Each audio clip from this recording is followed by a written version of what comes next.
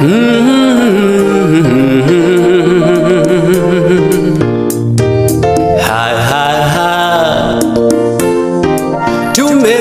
mkono wake Bwana.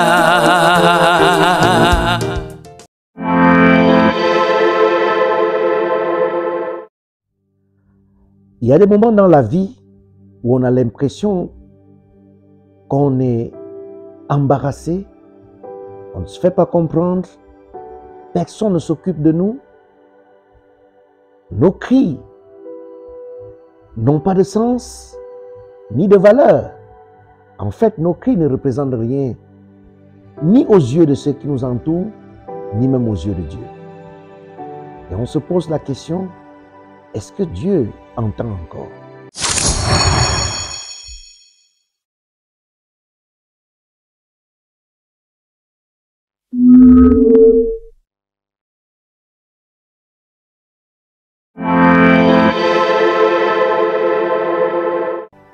Madame, Monsieur, mes chers vendrustes, bonsoir.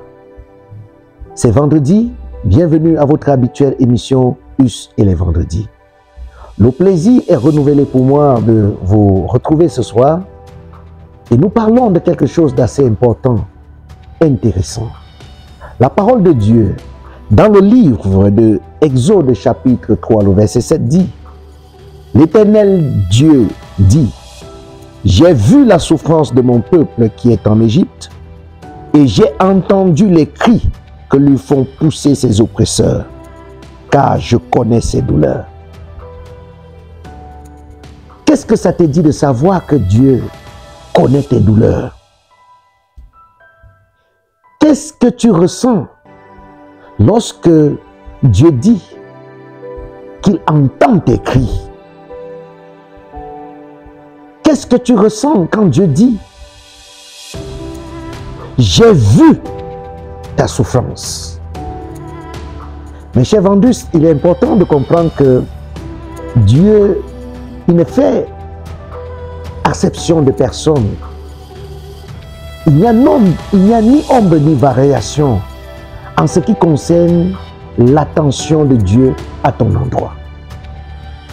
Et qu'est-ce qu'il faut faire pour être motivé par le fait de savoir que Dieu voit ta souffrance, il entend tes cris et il connaît tes douleurs? Il y a deux éléments importants qui peuvent nous aider à ne pas sombrer dans l'anxiété, dans l'angoisse, dans la peur, dans le déni. La foi et l'amour. La foi pousse l'homme à désirer faire la volonté de Dieu. La volonté de Dieu, c'est de persister, de résister, d'insister, de développer de la résilience face à l'oppression, face à tout ce qui nous déstabilise. L'amour lui dit ce qu'est la volonté de Dieu. La volonté de Dieu, c'est que ce qu'il a promis, l'alliance qu'il a conclue avec tes aïeux, Abraham, Isaac et Israël, il l'accomplira certainement. Le secret de la foi est très simple. C'est se nourrir de Jésus-Christ. Se nourrir de Jésus, c'est développer une attitude de dépendance totale. C'est de développer une conscience active de ce qu'on croit que Dieu est capable, en dernier ressort, de changer la situation actuelle présente de la vie de celui qui se tourne vers lui. Cela est essentiel pour le développement de notre vie et de notre expérience chrétienne.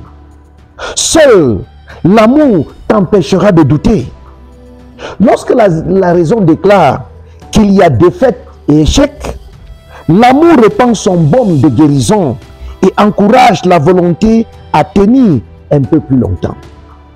Le théologien puritain à propos a écrit « La foi et l'amour sont les deux bras et les deux yeux sans lesquels Christ ne peut être ni vu ni embrassé. » Dans la situation trouble, dans le contexte d'instabilité que tu connais au plan émotionnel et même au plan physique ou au plan social, si tu te débarrasses de la foi et de l'amour, tu ne peux pas voir Dieu. Tu ne peux pas le saisir. Alors, quelle est l'attitude à adopter face à l'oppression? C'est de crier à Dieu parce qu'il entend tes cris. C'est de se tourner vers Dieu parce qu'il voit ta souffrance.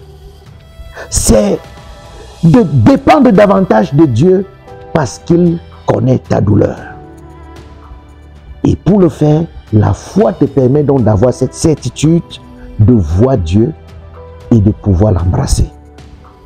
Cher Vendust, toi qui écoutes ce message, comprends que tu as besoin de ces deux rames si tu veux que ta barque atteigne l'autre rive. Dieu entend ce que tu dis et comprend ce qui est en jeu. Même si il ne réagit pas immédiatement ou de la manière attendue, Dieu connaît ta souffrance. Dieu entend tes cris. Dieu connaît ta douleur. Il voit ta souffrance, il entend tes cris et il connaît ta douleur. Quoi de mieux que de se tourner vers lui? Je prie que le Seigneur te bénisse abondamment. Il n'est pas sourd. Était le titre de notre entretien de ce vendredi. Et à vendredi prochain par la grâce de Dieu.